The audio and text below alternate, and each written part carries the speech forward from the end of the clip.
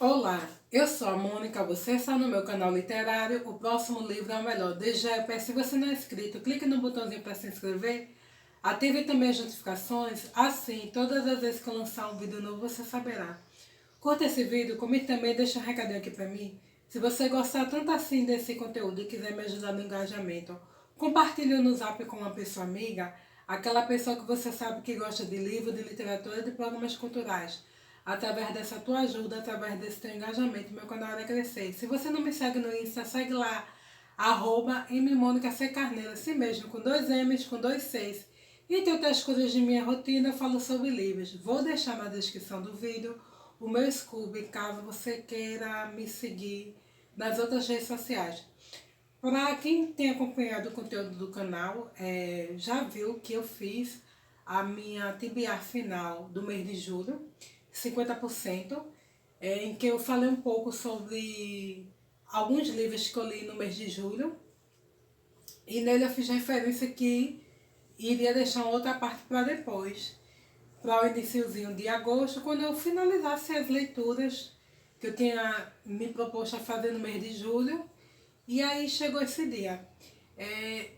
Eu vou tentar ser o mais rápida possível, mas apesar de ser um vídeo de tibia final, eu vou fazer algumas outras colocações. E aí eu espero que vocês me dêem um desconto, tá bom? E os livros que eu li foram esses aqui. E eu vou falar rapidamente sobre cada um deles. Eu li esse livro aqui, Páginas de Sedução. É um livro maravilhoso. De Alessandra Elfar, eu acho que se pronuncia aqui, que é um livro que, Páginas de Sedução, ele fala sobre tanto literatura popular como a pornográfica no Rio de Janeiro, no século XIX e no século XX. E assim, é um livro maravilhoso de teor histórico. Eu separei até 2 trechinhos bem rápidos, bem curtinhos, para elencar para vocês e marquei umas imagens que eu acho interessantes para vocês se conhecerem. Quem tiver a oportunidade de conhecer, comprar, adquirir esse livro, quem tiver na estante. Quando eu comprei em loja física. Na época não foi muito caro. E eu acho que é um livro bem pertinente para a gente entender um pouco da literatura brasileira nesses séculos. E o primeiro trechinho que eu vou ler diz assim: a princípio, apenas uma pequena burguesia lusa detinha meios para comprar os romances da moda, os autores em voga no restante da Europa, prevalecendo as edições cuidadosamente trabalhadas e impressas em suas tiragens reduzidas. Mas com o decorrer do século XIX, o mercado editorial português dinamizou processos de fabricação e comercialização do livro. Na expectativa de uma faixa maior de lucro, os editores começaram a ansiar por um público menos segmentado que pudesse consumir inúmeros exemplares de um mesmo título. Com isso surgiram os volumes de baixo custo e as chamadas coleções populares, que acabaram por vulgarizar a leitura naquele país.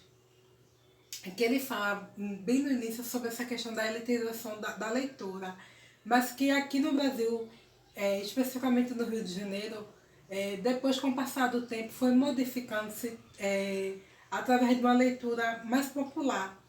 Porque os editores, os livreiros da época, eles perceberam que a literatura, principalmente aquela não aclamada, aquela mais vulgar, que trazia temáticas mais do povo e até com narrativas muito exageradas e de baixo custo, iria lhes dar mais retorno. E aí diz assim: por não se contentar com os relatos que chegavam aos seus ouvidos, a prostituta Alice da Silva preferiu ler com seus próprios olhos as versões romanceadas do famoso crime ocorrido na Rua da Carioca. Da mesma forma, os prisioneiros, os homens do centro de vadiagem, citados por João do Rio, gastavam seu tempo lendo as narrativas heróicas e um tanto violentas de suas personagens preferidas, sob a rarefeita luz dos candeeiros a querosene. Quer dizer, o livro popular, em função de seu baixo preço, poderia circular em meio a leitores de diferentes condições econômicas e sociais. É bem interessante se a gente pensar que nesse período é um período de um Brasil praticamente analfabeto, em que poucos sabiam ler, eram escolarizados. E mesmo assim, até quem era escolarizado, em geral, só tinha aquela educação primária, né, que fomentava a leitura, a escrita básica do idioma e uma matemática básica. Né? E é muito interessante isso, quando a gente percebe que pessoas de camadas tão distintas, tão diferentes e até mesmo marginalizadas passaram a ter interesse em literatura. Né? Eu costumo chamar de uma literatura vulgar, porque realmente não tem lá muito rebuscamento, muito cuidado na escrita, das narrativas, mas que realmente chegaram ao gosto popular. E é engraçado porque no livro ele fala também sobre a questão da falsificação de livros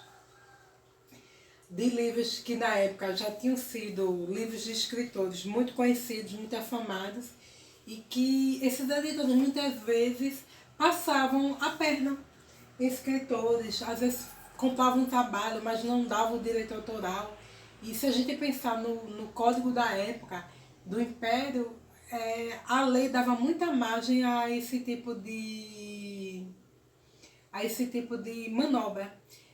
Fala também sobre a inserção da literatura infantil. Com essa popularização do livro, se questionou o livro não interessante, porque era só livro escrito, e aí muitos editores começaram a fazer edições mais simples, mais ilustradas, com detalhes muito mais bonitos, em contrapartida às versões de luxo, que só tinham uma capa dura e o texto, e aí para tornar esse livro mais atrativo, até para essas camadas populares, e que muitas vezes tinha uma semi-alfabetização. É um livro maravilhoso, super recomendo para quem se interessa por literatura e para quem quer entender um pouco sobre esse mercado lá no Rio de Janeiro. Eu acho que vale super a pena. Pena não ter lido esse livro antes. O outro livro que eu li foi esse aqui, O Homem Invisível, de H.G. Wells. Esse livro eu fiz uma leitura conjunta com a Camila, do canal Qual é o Próximo. Inclusive, eu e a Camila, a gente já está pensando numa próxima LC, mas aí só para 2023. E para quem não conhece, conta a história de Griffith. Griffith é um homem estudioso da física e que ele se submete a alguns experimentos. E através desses experimentos ele sofre um acidente e aí ele passa a ter a invisibilidade. E a invisibilidade, num certo momento, parece algo bom, né? Alguém passa desapercebido, mas para Griffith não é. Porque ele tem alguns transtornos, algumas dificuldades dentro dessa invisibilidade, né? Uma pessoa invisível por aí, ele não chega a ser totalmente invisível em alguns momentos, e aí a gente percebe na leitura quando é que ele se torna invisível, e é uma figura que choca o outro dentro dessa invisibilidade. E ele se revolta muito com esse processo de invisibilidade, e aí ele vai para a cidade de Imping, e lá ele tenta organizar a vida no sentido de se recolher e se isolar para algum outro lugar. Só que ele tenta conseguir a ajuda de algumas pessoas. Inicialmente ele aborda o Sr. Marvel e coage ele para ajudá-lo, mas aí o Sr. Marvel consegue fugir dele. Isso aí metade da obra se passa com diálogos com o Sr. Marvel. E depois, num outro momento, ele vai ao encontro de um amigo dele da época da faculdade, o Dr. Camp. E ele também tenta coagir o Dr. Camp para ajudá-lo, mas inicialmente esse Dr. Camp ele se mostra uma figura mais ou menos amiga, Mas depois a gente vai percebendo no desenrolar da história que não é muito assim não, né? E o Dr. Kemp, ele tenta fazer uma manobra em relação ao Griff, a essa invisibilidade, querendo usá-la. E se fosse escrito nos dias de hoje, a gente poderia dizer que o Homem Invisível ele sofreu uma fake news do Dr. Kemp. É um livro maravilhoso, é uma leitura dinâmica, divertida, engraçada. É, dentro do aspecto da obra, ele tenta traçar perfis, um panorama da sociedade e da solidão, mas eu particularmente entendo que transcende muito mais isso. E o livro ele tem uma abordagem ética, porque se a gente pensar dentro da invisibilidade, uma pessoa que pudesse estar invisível dentro da sociedade, como é que ela se comportaria em relação aos outros? Né? Eu gosto muito da colocação de Cézanne no seu livro Dos Direitos e das Penas, na formulação do direito, né, romano, e quando ele coloca os dois caráteres intrínsecos que toda lei tem, não foge. Se for lei, ela tem esses dois aspectos. Primeiro, um caráter preventivo dentro da sociedade. O homem não comete um crime em virtude da lei porque ele tem medo dessa punição, então tem um caráter preventivo. E quando esse caráter preventivo não consegue coibir a conduta do homem em sociedade, aí tem um caráter punitivo. A lei tem esses dois caráteres. E aí a gente se questiona, né? Eu vejo na figura do homem invisível um anti-herói, porque ele tem uns momentos muito raivosos e tanto em relação ao Marvel como ao Dr. Kemp e as pessoas de uma maneira geral, né?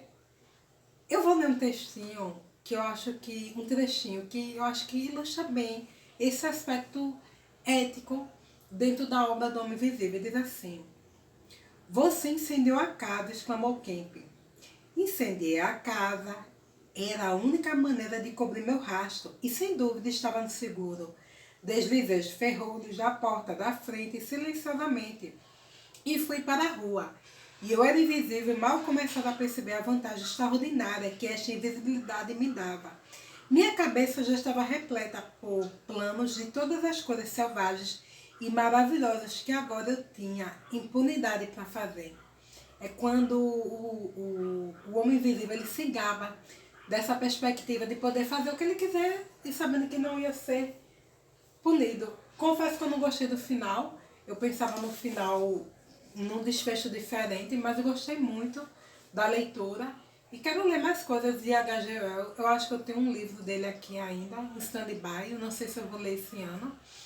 Mas é um autor que eu quero, sabe, ler o máximo que eu puder, porque eu acho ele maravilhoso, sabe? Quando a gente pensa que essa história foi escrita na época que existiu o Cabriolé e ele fomentou essa ideia de criar um personagem dentro de uma gama que hoje nos dias contemporâneos a gente tem, pode pensar na figura de um super-herói, uma pessoa com superpoderes, mas também pensar que é uma figura do anti-herói, porque eu acho que o Wells ele jogou um pouco essa vibe para nós humanos.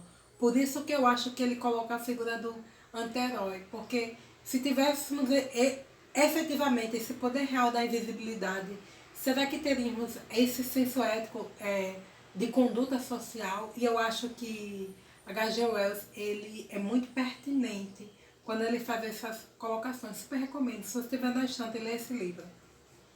O terceiro livro que eu li foi esse aqui, Todos Nós Adorávamos Cowboys. É um livro bem interessante, que conta a história de Cody e Julia.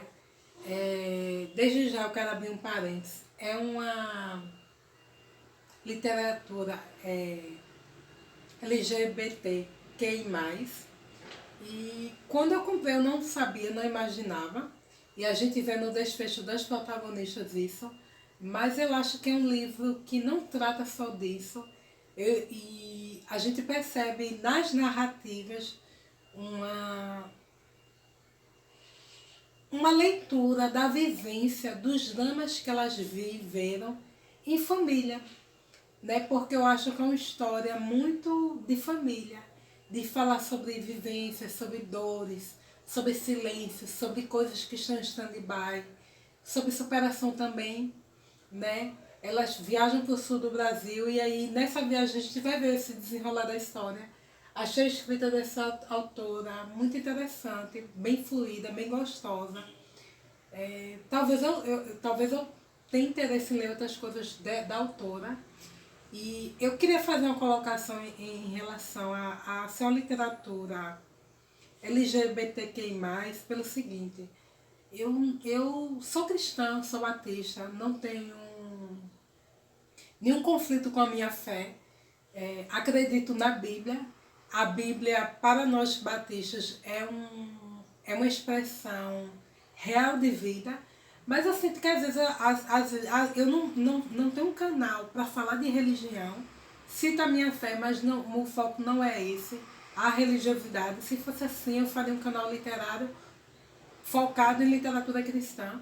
Mas eu sinto que às vezes as pessoas têm uma certa dificuldade para entender isso. E eu não tenho dúvida da minha fé, mas eu respeito a diversidade. Eu respeito uma sociedade plural e eu acho que cada um rege a sua vida da maneira que quiser. Né? Então eu queria fazer esse adendo porque às vezes eu percebo alguns comentários que não vale a pena citar, mas em relação à fé, né? Eu respeito muito a fé do outro, a vida do outro, como eu também gosto desse respeito em relação à minha fé e minha vivência. E tem uma coisa na minha personalidade que eu acho que desde que eu me tenho por gente, eu tenho isso. Eu tenho um olhar social histórico. E dentro da abordagem sociológica, a gente muitas vezes não faz muito valor de condutas sociais. A gente muitas vezes não precisa concordar com algo, isso lato senso, para a gente endossar. Porque a gente entende que a vida de cada um pertence a cada um. Né? Então, assim, eu não tenho conflito com a minha fé, como eu também não tenho conflito em relação a ler esse tipo de livro. Aí eu queria dar essa justificativa, porque às vezes me incomoda, sabe? Certos comentários chatos, quando sempre eu tento falar sobre algo literário, minha experiência em relação a alguma leitura e a minha percepção de vida, e eu sinto que as pessoas querem jogar meio que com ironia a questão da fé, né? Então eu acho que respeito é o mínimo que a gente tem que ter em relação à fé. Eu li esse ano, recentemente, um livro de Jorge Amado. Quem conhece a literatura de Jorge Amado sabe que ele é muito voltado para as religiões de matriz africana. E o livro Tenda dos Milagres é um livro altamente politizado dentro desse respeito a esse tipo de religião. Então, li, respeito e não gosto de certas imposições, sabe? Eu acho que a gente está nesse mundo para entender essa grande aldeia global. Não sou a pessoa mais perfeita do mundo, não sou a pessoa mais ética do mundo, mas eu gosto de literatura, sabe? Eu gosto de entender o outro lado. Então é só essa ressalva. Eu acho que é de uma maneira geral para as minhas percepções quando eu falo da literatura no canal, tá bom? E aí só foram esses 3 livros. Eu vou deixar linkado o vídeo da primeira parte da TBA. Eu pensei em assistir algo, mas não tive tempo. Foram, esse mês, eu salvo engano, 7 livros, 4 mais 3, e me consumiram muito tempo. Mas eu tinha recebido uma dica de Carlos, do canal Livros e Books, em relação ao livro. Eu até comentei com Camila, eu disse: Camila, eu recebi uma dica do Carlos de um livro, para assistir um filme, e eu não me esqueci, nesse mês não, antes. Aí eu assisti, como eu lembrei esse mês que ele tinha me sugestionado, ele jogou o link do vídeo completo, aí eu assisti. Aí queria deixar como dica para vocês, é um filme antigo, de humor, Dupla confusão, com dois atores aí, um francês e um estadunidense. Eu acredito que o outro é estadunidense. Mas conta a história de dois ladrões, trapalhões, e um filme que é rodado na França, mas assim, bem divertido, bem leve. Eu gosto de dramão do cinema, gosto na grande tela, mas gosto muito do cinema antigo e desses filmes muito leves, né?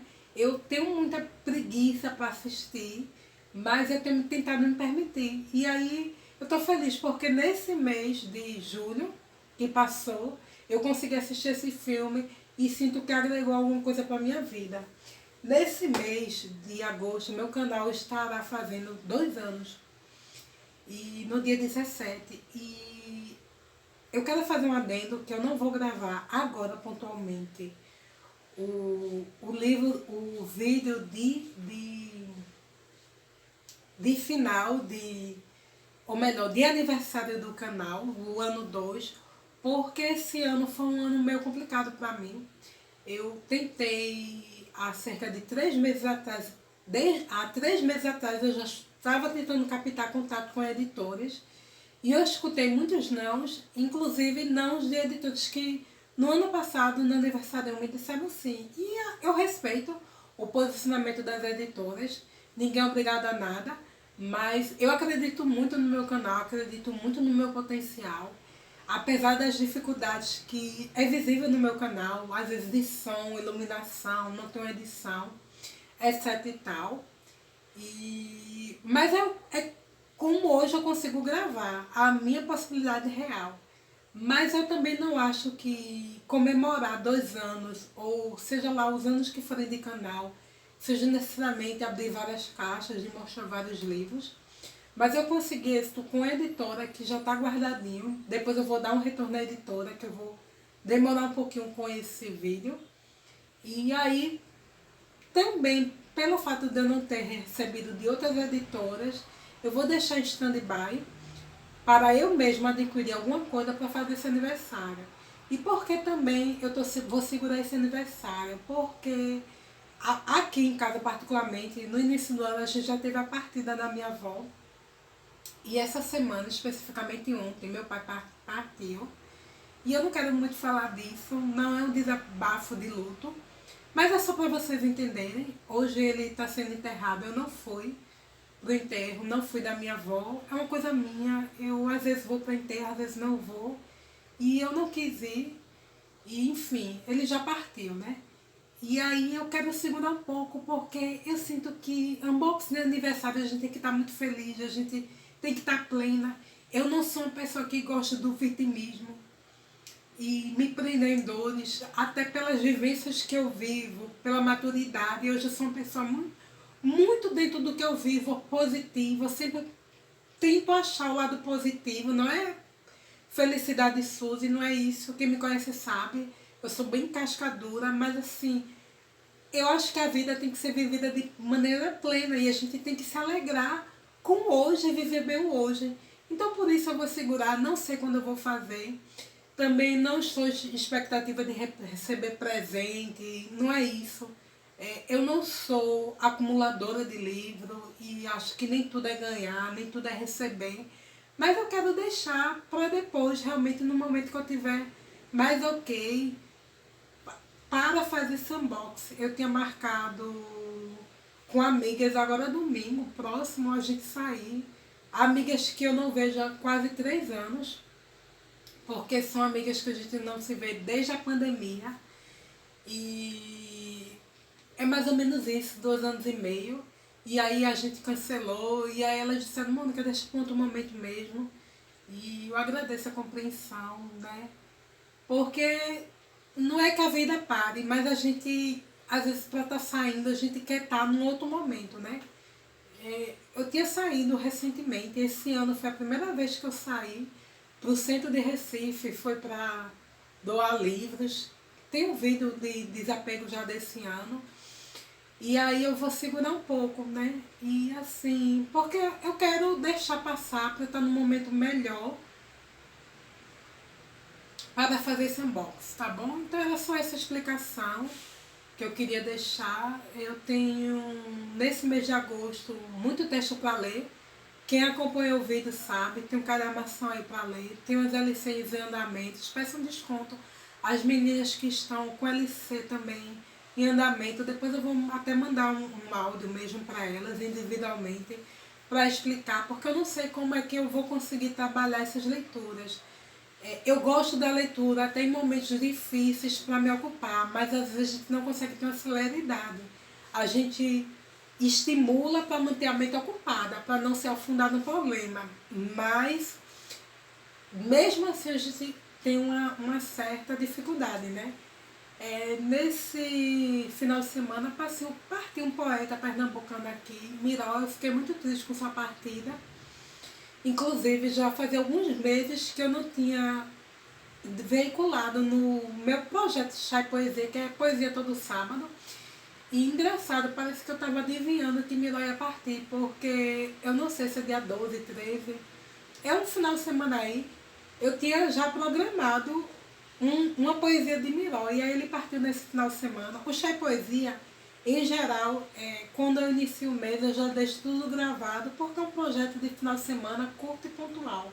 Então não tem muito mistério nas gravações, são gravações que eu sempre deixo programada. Mas eu queria homenagear esse homem com esse livro aqui. Né? Quem conhece a trajetória de Miró sabe que ele foi uma pessoa muito perdida na vida, apesar de ser ter sido um grande poeta. Uma amiga minha, depois que viu que eu compartilhei na rede social a partida de Miró, ela disse: Mônica, ele partiu de câncer, ele estava no leite que o meu pai ocupou. O pai dela também partiu de câncer.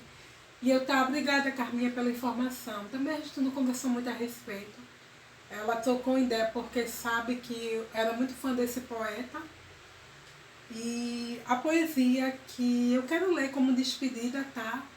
Para esse vídeo, diz assim: estou indo, carrego música e um silêncio imenso dentro de mim. Estou indo na mochila, alguns poemas para ofertar aos corações sem amor. Para os que não acreditam que a vida é possível, que beijar é melhor que comprar um revólver. Estou indo, o dia amanheceu e Deus não dorme. Até a próxima, pessoal.